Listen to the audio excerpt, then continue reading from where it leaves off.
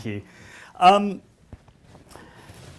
Yeah, I've been in practice for about 16 years, and something I've noticed, and you might have noticed as well, is that, you know, some people can eat anything they want, drink anything they want, sort of smoke anything they want, and they're really well.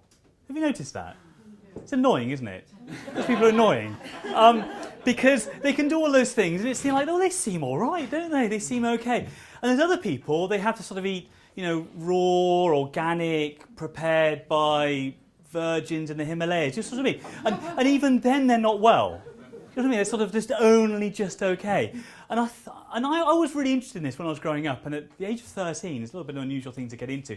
I decided I wanted to learn how to be a herbalist, and I wanted to learn about herbal medicine. So when I left school, I learned herbal medicine, I went into nutrition, I travelled to India, learned Ayurveda, all these, and I was really interested in these ancient medical systems, because these ancient medical systems understand that everybody's different. We're all different. We all have different type constitution, and they call these constitutional types. Now, the miracle of Western medicine is for acute disease. The whole model of Western medicine is that, you know, is been based on, do you have this disease or not? Do you have malaria or not? You know, do you have cholera or not? We've done well on cholera in London. That's no longer a problem. But you know, which one do you have? So that works very well for an acute situation. However, 80 to 90% of the health burden in the Western world is for chronic disease.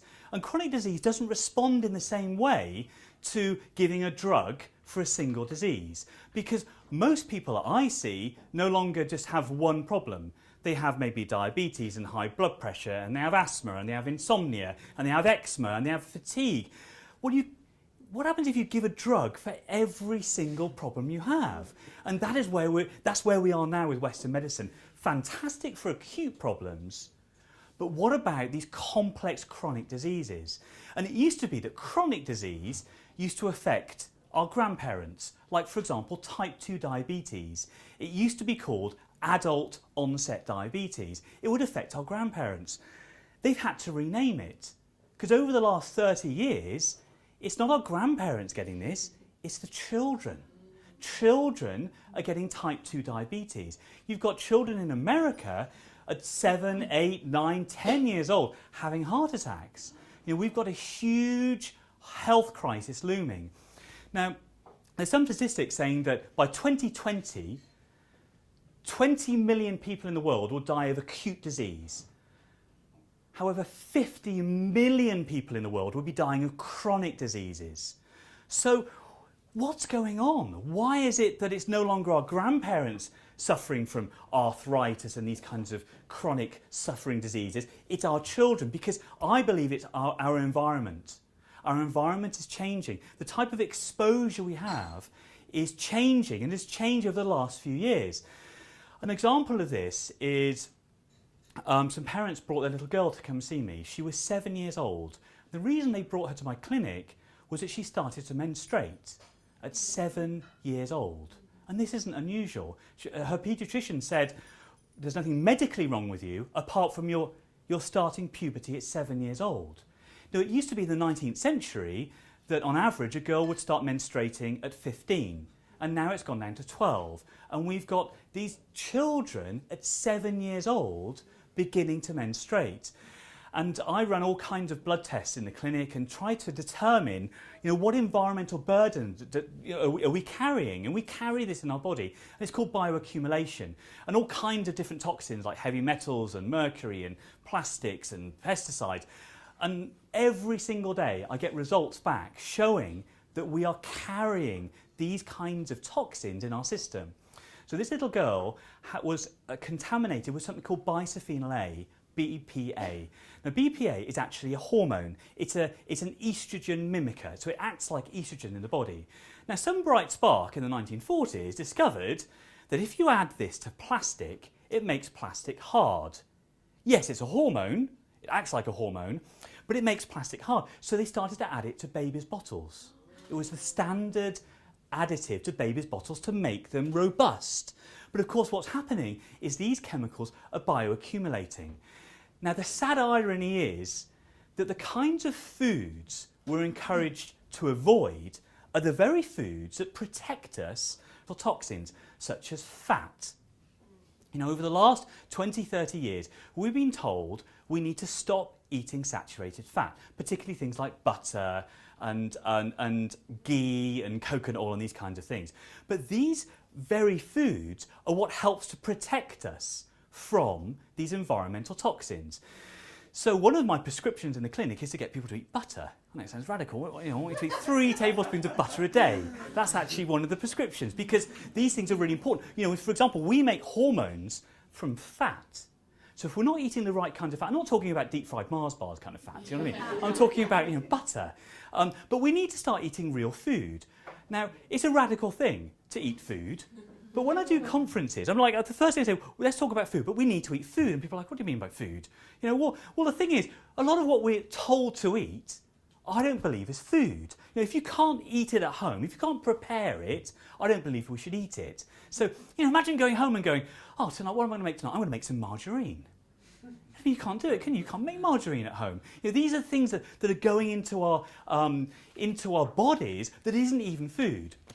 Another example, we imagine going to the supermarket and going, I want some ingredients, and asking somebody, say, do you have any disodium biphosphate? They're like, oh no, I don't think so. What about some polyglycerol esters of fatty acids?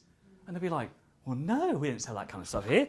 What about sodium sterol 2-lactylate? And they go, you know, what is it you're trying to make? And you go, so I'm just following your recipe. I'm just trying to make a Victoria sponge according to supermarkets. Do you see what I mean? This is what's in there. It sounds like you're trying to make a bomb, doesn't it? I want 5 kilos of disodium diphosphate. It sounds like an explosive.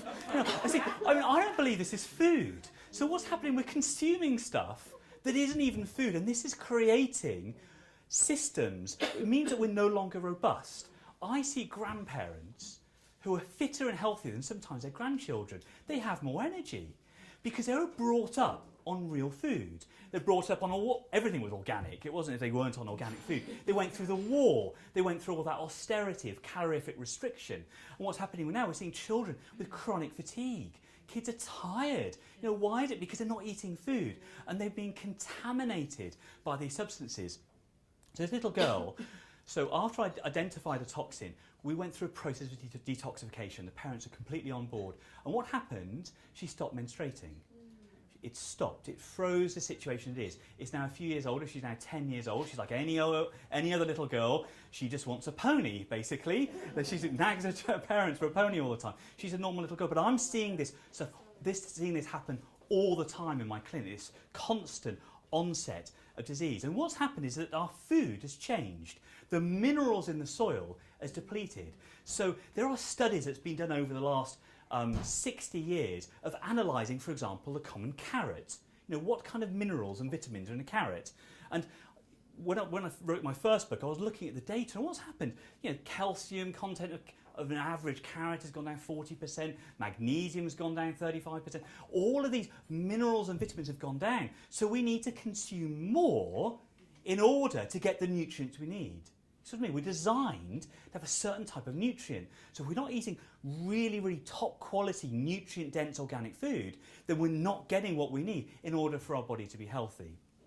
So detoxification is a huge part of what I do in the clinic, of working out, you know, what toxin does an individual have, and then trying to get it out of them in a clever way, whether it's mercury from their fillings, whether it's aluminium from the pans. Look, we've all got something. So detoxification should be part of what we do in our lifestyle. So it's like proper food, fat, good quality food, detoxification. But of course, there's more than that. You know, to be well means to have a really good lifestyle. What does that mean? You know, if you think about what people used to do, they used to eat on time, and that's how I believe that's how they used to cope with the war. You know, sort of elderly people, you ask them, you know, oh, when would you like to eat? Oh, I always eat at 1 o'clock. You know what I mean? When you feel a bit late, they're like, well, where's my lunch? It's 1:05. Because they knew that to cope with stress, you have to have routine. They would eat on time, eat breakfast same time every day, lunchtime every day. You know, they had more stress than we did. They had bombs coming down. Do you see what I mean? We have a different kind of stress. Our stress is coming about because of our irregular lifestyle. So one of the things I do, I source medicines from all around the world, plant medicines. So I travel to different countries and collect them for my patients. And so last year I decided to go to China. I wanted to get some certain extracts, and I decided to have a month off. And I went to stay in a Shaolin monastery. And it was an incredible experience. Right in the mountains. It took me 3 days to get there from Shanghai. And I got there and there was no electricity. And there was no running water. No, there was running water. The running water was a stream. And the whole routine was there. We'd get up at 4 o'clock and do meditation. It was a fantastic experience. But these monks, they were hardcore, right? So you get up at 4:30 and you need to run to the river. Just run to the river. And then you had to get a rock, the biggest rock you can, and put it on your head. Then you had to balance it. And this is really tough, right? Balance this rock. So I was walking up the temple steps like this, and there were so many of these blimmin' steps you cannot imagine. On and on and on. And what I realised, it was a really clever way, because they've been doing this for 1,000 years. And essentially, it was a really cheap way of getting all the rocks to the temple. They're still building this temple. And all of these monks and people come taking the rocks to the top. What was interesting, I was learning Tai Chi, and to be honest with you, however good you think you are at martial arts, when you go there, you realise these people, that they start at 5 years old. They go to the monastery and they learn these routines and meditation, things like that. So I wanted to learn Tai Chi. My Kung Fu was a bit ropey, so they were like, God, he's really rubbish, isn't he? So we'll get him to do Tai Chi. So they're teaching me Tai Chi. And one of the monks would come to me and I couldn't speak the dialect at all, the Mandarin at all.